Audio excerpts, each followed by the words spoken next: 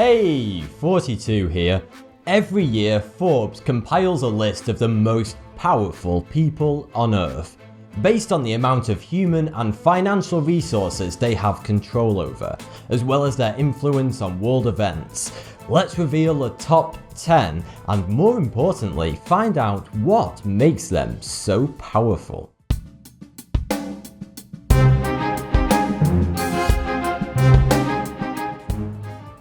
First up at number 10 is David Cameron, current Prime Minister of the United Kingdom. The United Kingdom is the 6th wealthiest country on Earth, which is quite impressive when you consider its relatively small size and population.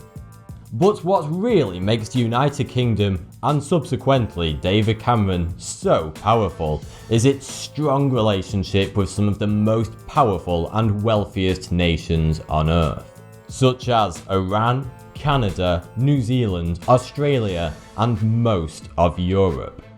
But of course, the UK's closest ally is the United States of America. The two nations have a special relationship. Seriously, that's actually what it's called. The two countries share intelligence, military, and their economies. The UK is also one of the few countries that has active nuclear weapons, in the form of their fearsome nuclear Trident program. A chunk of David Cameron's power was almost lost in 2014, when Scotland came close to gaining independence in the Scottish referendum. But voters narrowly kept Scotland as part of the UK, retaining Cameron's number 10 spot. At number 9 is a joint entry from the world of business. Both tied for 9th place are the founders of search engine giant Google, Sergey Brin and Larry Page. Their company, Google, is unarguably the most influential company of the digital era. Maintaining the majority share in online search, Google has the unbelievable power of being able to curate the internet. Google are also buying up big companies left, right and centre. In fact, since 2001, Google has purchased companies at a rate of 1 per month. Most notably YouTube, DoubleClick, Nest and Makani Power. Google also owns the Android mobile operating system. More than 1 billion devices around the world run the software. They also have their highly secretive Google X research labs, which is responsible for bringing future technologies to the present day, such as self-driving cars, Google Glass, and more recently, their Calico program, which is working on curing diseases such as cancer and Alzheimer's and massively extending people's lifespans.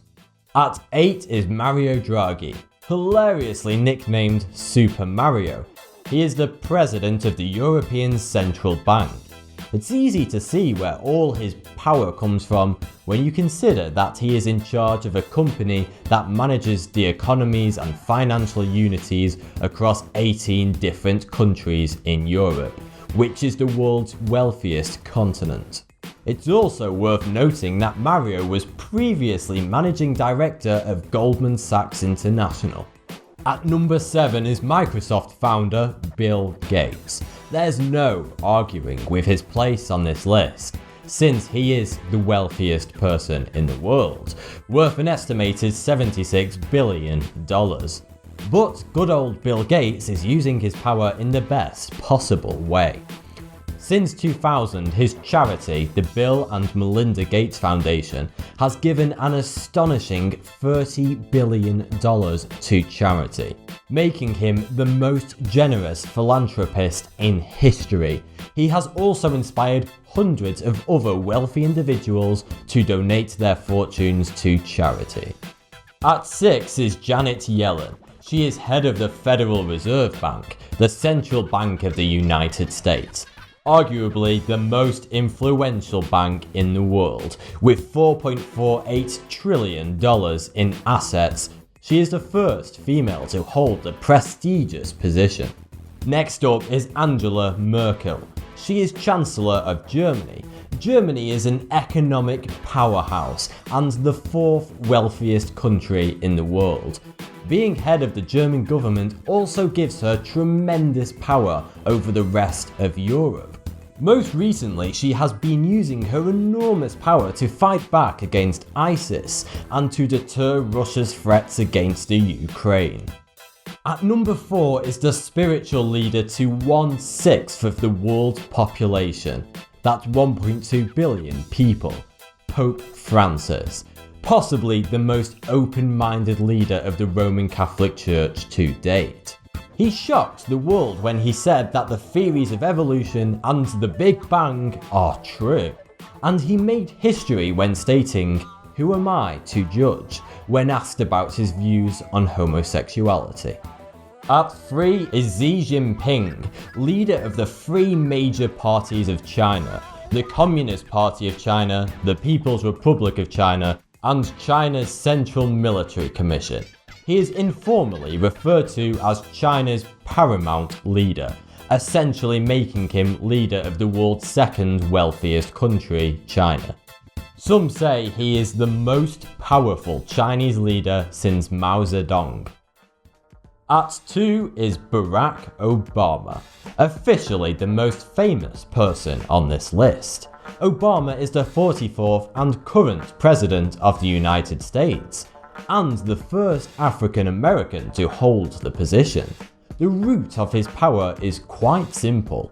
America is the wealthiest nation on Earth, with a GDP of $17.5 trillion.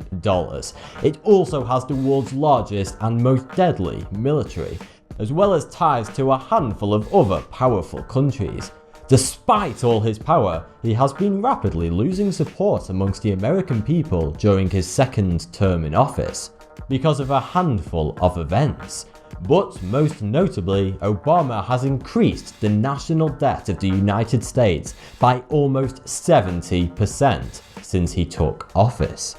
But the United States remains the world's most influential nation, easily justifying Obama's place on this list.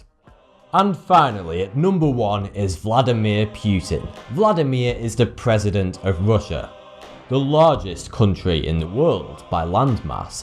He has a remarkable grip on power. He became Prime Minister of Russia in 1999, switching between President and Prime Minister in the years since, eventually settling on President in 2012, effectively making him leader of Russia for the past 16 years. But what makes Putin more powerful than Obama? Well, when Obama wants to make an important change, he has to drag his feet through Congress. Putin, on the other hand, can pretty much do whatever he wants, when he wants. He heavily exercised this enormous power throughout 2014, most notably annexing Crimea, starting a proxy war in Ukraine, and landing a $70 billion gas pipeline deal with China, which keeps European energy in a frustrating chokehold. Basically, when other leaders such as David Cameron and Barack Obama want to exercise their power, they have to fight their way through hordes of political hurdles. Putin simply does what he pleases.